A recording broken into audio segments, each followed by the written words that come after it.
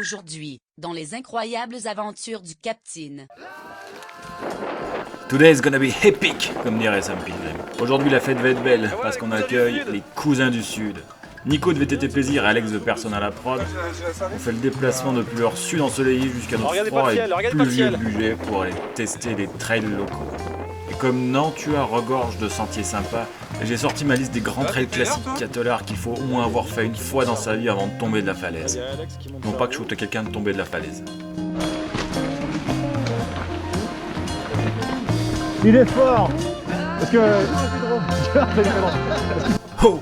Ai-je omis de préciser que Emeric de Beam Me Up et Jérém de Livenduro font partie du voyage? Eh ben ils sont avec nous. Et une fois que les divas d'internet ont fini de jouer avec leur drone, régler la caméra, changer les batteries, fait coucou à Pedro Duvar, je peux briefer les troupes sur le chemin qui va venir. En effet, le trail de la barre des Fècles n'est pas le plus simple du pays. Il est super physique et cassant, il est blindé de racines et de cailloux saillants. Et pour couronner le tout, il y a un vent à en débeuffer les cornes, et surtout on a une belle falaise où il serait peu judicieux de tomber juste avant la raclette du midi. Car ouais, à midi c'est raclette les gars. Soyons honnêtes, on a eu de la moule avec le temps. On a passé notre temps à checker la météo pour savoir si on allait pas se faire rincer la tête, mais finalement non, le ciel s'est retenu de nous pisser sur la trogne. Et c'est tant mieux comme ça, parce que j'avais pas spécialement envie de me lancer sur un chemin de falaise avec des cailloux glissants, et de me retrouver qu'un sudiste au fond du trou, ça aurait fait un peu de tache sur mon CV. Physique quand même ça. Ouais. Il y a tout le temps de la relance en fait. Personne n'est tombé dans le trou. On va compter. C'est bien déjà. Pour la seconde moitié de la barre des Fècles, on se détend un peu et on troque le single cassant de falaise pour quelque chose de bien plus flow en sous-bois. C'est l'occasion de lâcher les freins, faire chauffer les plaquettes, anticiper ses trajectoires si on ne veut pas finir dans le buis. Bon, il y a quand même bien 2-3 passages un petit peu tendus, mais tout le monde s'en est sorti avec les honneurs. Alors voilà le passage un peu casse-gueule. Il faut le prendre tout droit. Et comme je sais que vous êtes sur cette chaîne pour aussi avoir un peu de culture, les Fècles est une énorme barre rocheuse dans le calcaire qui menace de se péter la margoulette sur la ville en dessous, et le parcours est jalonné de balises Argos qui mesurent sa position en temps réel. Yes Nico, comme à la parade. Il me faut une vignette. Les Fècles derrière nous, on peut enfin attaquer un autre grand classique. On va sur Maria-Mat. Véranda racine glissante. Un truc qu'on peut décocher de la to-do list à faire sur la capitale du Haut-Budget, la cité de Nantua. Ah, Maria-Mat, j'adore ce trail. Je l'adore autant que je le déteste d'ailleurs. C'est un parfait mix de flow et de fun, il y a quelques petits passages avec des relevés super sympas, on passe sous des espèces de balcons en calcaire, c'est superbe, il est scénique, il y a du panorama à la bûche à n'en plus finir. Le sol grippe comme au premier jour, même après 3 jours de pluie intense. Et pourtant, c'est aussi le parfait mix de chemins super étroits. Le grip peut parfois être précaire, et surtout il est blindé d'arbres qui n'aiment qu'une chose, c'est choper ton guidon de 788 mètres au tas. C'est super piégeur par contre. Putain, mais c'est super beau aussi.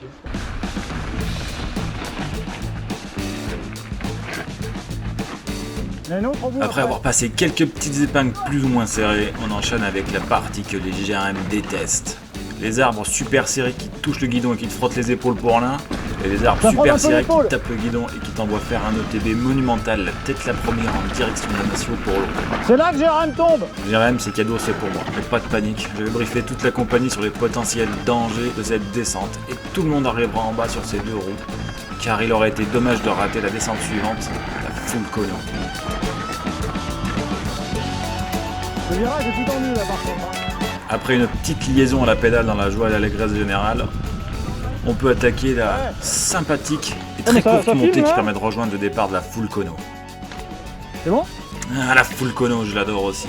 Elle a une telle diversité de revêtements que c'est un vrai bonheur à rouler. Et aux copains, j'aurais vendu ça.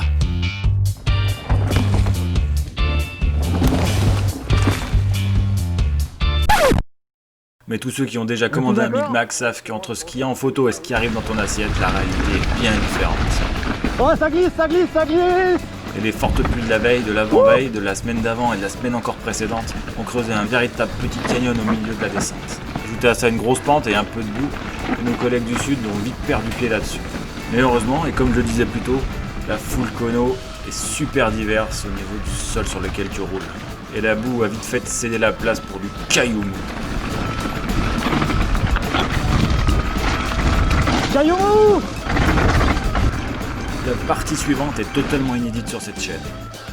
Comme je suis un gars consciencieux et que je sais recevoir, avant que les collègues ne déboulent, je suis allé nettoyer la partie basse de la Full Cono. Et j'ai trouvé ce petit bijou niché dans son écrin de verdure.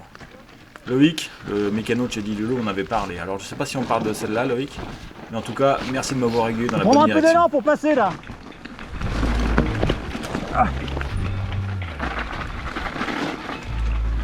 Il y a aussi une chose que j'ai appris en nettoyant un chemin, c'est qu'il faut couper les branches bien plus haut qu'à hauteur d'homme, car quand tu es debout sur tes pédales, tu dois prendre un bon 30 cm par rapport à tes tailles classiques. Et je l'ai appris à la dure alors qu'une branche m'a chopé le casque et a failli m'arracher la tête. J'exagère un peu, mais c'est vachement déstabilisant. En tout cas, la leçon est apprise. À la dure. Il y a eu un énorme glissement de terrain dans la montagne il y a un paquet d'années en arrière. Et je pense que ce glissement de terrain a déblayé un bon paquet de la forêt originale et a tout remplacé par une espèce de gravière qui s'est reboisée depuis. C'est pour ça qu'on a autant de cailloux mous dans ce coin. Mais les cailloux mous ont envie de fait céder la place. Un bon vieux sous-bois bien humide et glissant avec de la feuille morte et de la racine à n'en plus finir. Yes, ça passe, un peu à la raspaille, mais ça passe. Allez, voilà, c'est là qu'il faut... Putain, comme à la parade.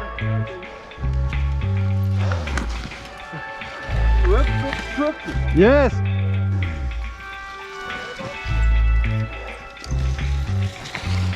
Oh yes, à la 5000.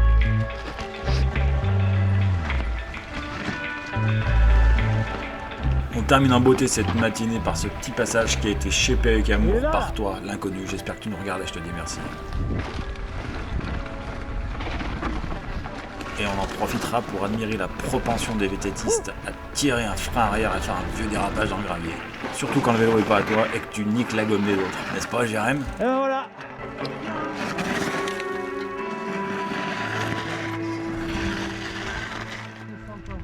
Bien joué les gars. Allez, direction la pause raclette et bière, parce qu'il paraît que c'est bon pour le lactique et que c'est un plat bien diététique pour le vélo. Donc j'ai rallumé la caméra et on fait cette saloperie de portage final, qui est une belle saloperie. Ok, oubliez ce que j'ai dit sur le côté diététique de la raclette. Mais n'empêche que Il Nico était a jamais encore la rien. force de pédaler là où les genoux poussent comme des slips. Crac et gueule. Vas-y Jérém, tu l'as fait. T'es monté tout en haut du billet. Et longtemps que je l'ai pas fait. Pour tiens, clore je vais le faire jour ma numéro technique 1 du en saut sur les beauté, pédales. on a mis le cap sur Oyonnax. Et plus particulièrement sur le tracé de la Forestière. Et plus particulièrement sur l'aspect numéro 4, la marathon. Le temps commence à devenir maussade et un peu incertain, on ramasse une première goutte de la journée. Mais la bonne surprise, c'est que le tracé est encore balisé. Et tout le monde sait qu'entre leurs balises, tu vas plus vite. C'est scientifiquement prouvé par personne, mais je le dis et je l'affirme.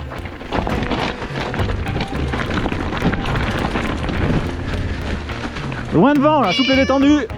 Lors de l'édition précédente de la Forestière que je n'ai pas pu filmer, le départ de l'aspect se faisait plus bas. Mais nous, comme on est des guerriers, qu'on est des warriors et qu'on a bouffé de la raclette, on a décidé de monter tout au sommet du biais pour se la faire from top to bottom, comme diraient nos amis anglo-saxons. Et le haut peut être quelque peu piégeux, notamment avec ces espèces de pierriers où tu aurais tendance à naviguer entre les cailloux, alors que la bonne méthode, c'est de tirer tout droit dedans et lâcher les freins à mi-pente. Oh putain. Et malheureusement, C'est la Nico ligne va bis. en faire la meilleure Ah, Nico, expérience. ça va Et les dieux du single vont Ça va avoir leur premier sacrifice de cuisse. C'est une béquille. Ça a fait ouais. Ça a fait cadre contre cuisse contre pierre ou racine et ça fait mal de chien. C'était le départ de l'aspect ça. Une fois le cuisseau sacrificiel sacrifié, les dieux du single seront apaisés et leur retiendront à plus de nous tomber sur la gueule en trou. On en profite aussi pour rejoindre le départ officiel de l'aspect. Et après c'est que du bonheur. C'est du flot en sous-bois. Il y a de la pente, ça glisse un petit peu, il faut faire attention aux virages qui peuvent être à plat avec peu d'appui. Il y a aussi un petit peu de racine, mais c'est là qu'on s'éclate. On peut lâcher les freins, faire de la belle trajectoire ou tirer des gros dérapages et chacun son truc. J'espère que j'aurai piloté proprement et que vous pourrez apprécier la beauté de votre serviteur de dos. Et pour ça, n'oubliez pas de regarder les vidéos de mes petits camarades. Et puis aussi de vous abonner à leur chaîne, tant qu'à faire si c'est pas fait. Wow, bisous bisous. Ah, elle est bien cette marathon. Il y a du flow, il y a du fun. La partie basse a été shapée avec des virages relevés et quelques petits sauts. Et le grip est tout à fait acceptable compte tenu des conditions du pays et de l'époque de l'année. Et je me suis presque c'est pas là. perdu dedans d'ailleurs. C'est là? Non, c'est pas là là. Si, c'est là là. Ah, hop. C'est pas par là. C'est bien ce qui me semblait.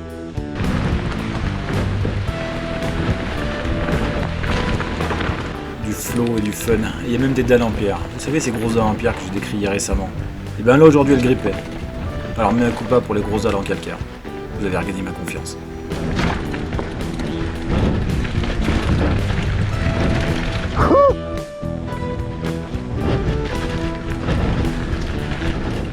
Ça en revanche était totalement inattendu. Mais avec tout ce qu'il a pissé ces derniers jours, il faut bien que l'eau aille quelque part. Et ça apportait une petite touche Aqua Boulevard à une sortie qui était décidément trop sèche parce que, hey, on a quand même une réputation de pays pluvieux à respecter.